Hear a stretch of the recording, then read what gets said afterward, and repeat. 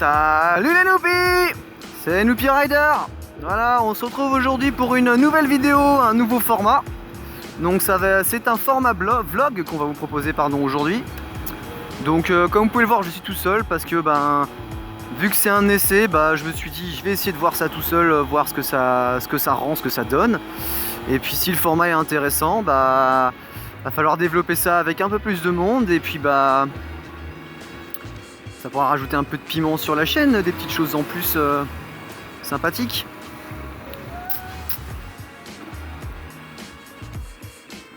Vas-y patron. Je sais pas si vous l'avez noté, mais j'ai effectué une petite modification sur mon petit CB600 sur lequel je suis actuellement. Donc j'ai changé le pignon. Donc Momo m'a gentiment refilé le sien. Et donc il va falloir que je... Désolé monsieur, c'est compliqué.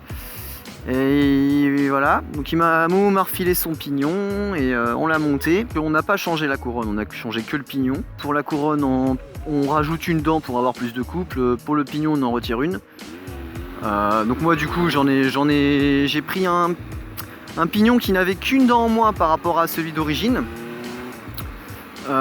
J'ai pas changé la couronne, même s'il m'a prêté aussi sa couronne. J'ai pas changé parce que le but c'est pas non plus de... Parce que voilà, forcément quand vous modifiez la distribution pour renforcer le couple, en contrepartie vous perdez en puissance max et donc du coup en vitesse. J'ai pas une moto qui est très puissante, hein. Elle fait 74 chevaux. Le choix d'avoir décuplé un peu le couple, c'est un choix que je ressens... C'est un compromis en fait forcément, parce que du coup je ressens qu'en vitesse max quand j'ai perdu quoi. J'ai clairement perdu, voilà. Voilà, les températures estivales reviennent également, donc ça aide pas non plus pour refroidir le moteur. Forcément, vu qu'il y pleut dans les tours, il tourne plus fort, et vu qu'il tourne plus fort, il chauffe plus. Et donc voilà, là je suis un peu plus vigilant à ma jauge de température moteur.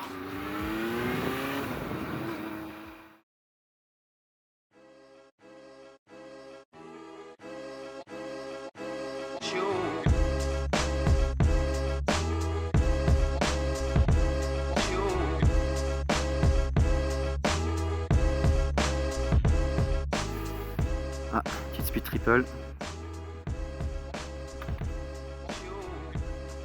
Speed triple ou street triple, je sais pas. Je suis pas un pro non plus. Oh, ça va être un street ça. Ouais, du coup, comme je vous le disais, donc c'est ma première moto. Ça fait, là, je vais rentrer dans ma 4e année avec. Donc voilà, je la connais bien maintenant. Trop bien même. Dans l'attente d'avoir un petit peu de nouveau dans la conduite, voilà, de se rafraîchir un peu. Voilà, CB, bonne moto pour démarrer je dirais. Le seul gros souci que j'ai eu, c'est vu que c'est un modèle qui commence à se faire un peu vieux. J'hésite toujours entre 2006 ou 2004, je crois que c'est 2006. Au niveau bridage à l'époque c'était pas pareil. Donc, comme vous le savez certainement, aujourd'hui on passe forcément en permis A2 quand on passe le permis moto pardon. Et quand on est en permis A2, on est bridé en 47 chevaux. Je crois que c'est ça, 47 ou 47,5, enfin voilà, grosso merdo c'est ça. Et vu que ma moto était un modèle antérieur en fait à cette année de bridage là, elle a été conçue suivant des normes de bridage d'il y a, je sais plus combien de temps, de l'époque de mon permis en fait. Et à cette époque-là, c'était non pas un bridage 47 mais un bridage 34. Donc ma moto était bridée en 34 chevaux durant les 2 premières années de mon permis. Et donc j'ai déjà une moto qui est lourde, hein. Elle fait plus de 200 kg à sec. Donc voilà, voulu retirer la puissance, c'est un vrai veau et ça devient limite dangereux. Après l'avoir récupéré quand j'étais donc au bout de 2 années là à faire débrider, quand je l'ai récupéré, c'est là où vraiment j'ai compris ce que c'était qu'une moto et j'ai réalisé à quel point en fait c'était dangereux de brider une moto parce qu'il ne faut pas oublier que ces motos étaient conçues pour leur puissance, pour leur poids, tout a été conçu en fait. Et donc quand on va commencer à modifier certaines choses, comme quand on modifie grandement la puissance, derrière il faut pouvoir renvoyer le poids quoi. Et bon, c'est pas forcément toujours très rassurant quoi. Un collègue, bonjour collègue.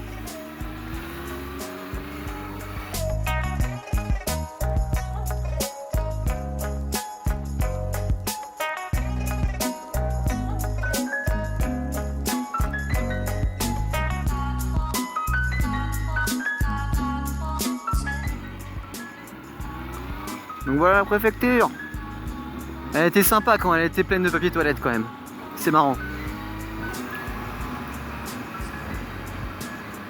La cathédrale.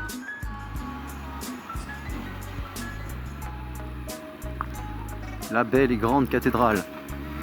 Alors nous on va tourner par contre hein, parce qu'on va pas se laisser hein. Là, je vous la montre quand même, elle est belle. Voilà, donc c'est là où il y a la fête foraine habituellement, juste là. Et derrière la statue, juste là, il y a la même là. Vous voyez? Et voilà. Même à Nantes, on les retrouve, les bords de Loire. C'est très mignon ici, il y a souvent des rassemblements l'été. Ils mettent une scène flottante avec un groupe qui joue au milieu de l'eau, c'est assez chouette. C'est marrant à aller voir.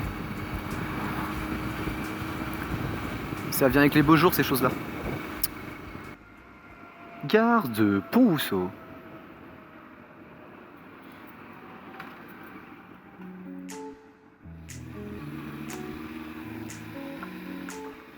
Est-ce que vous pensez qu'il y a moyen de faire du tout-terrain avec un CB?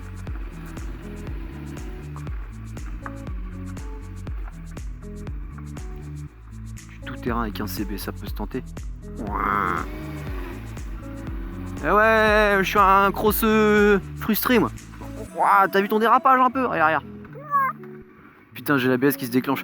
Pourquoi je peux pas débloquer l'ABS, putain? Ah bref, on arrête de faire les conneries, on va retourner. On va retourner sur le dur.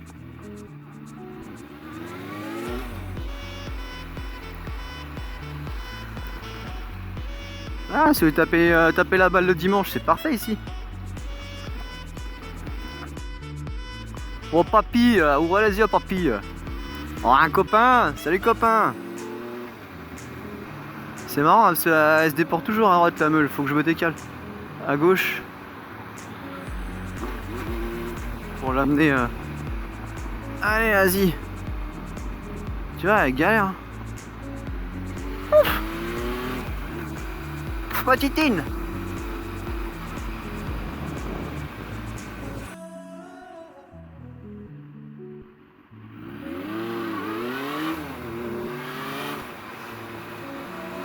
Salut collègue.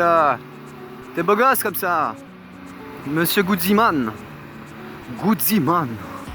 T'as Godzilla? Goudziman. C'est nul. Oh, c'est nul. Ferme-la, Fred.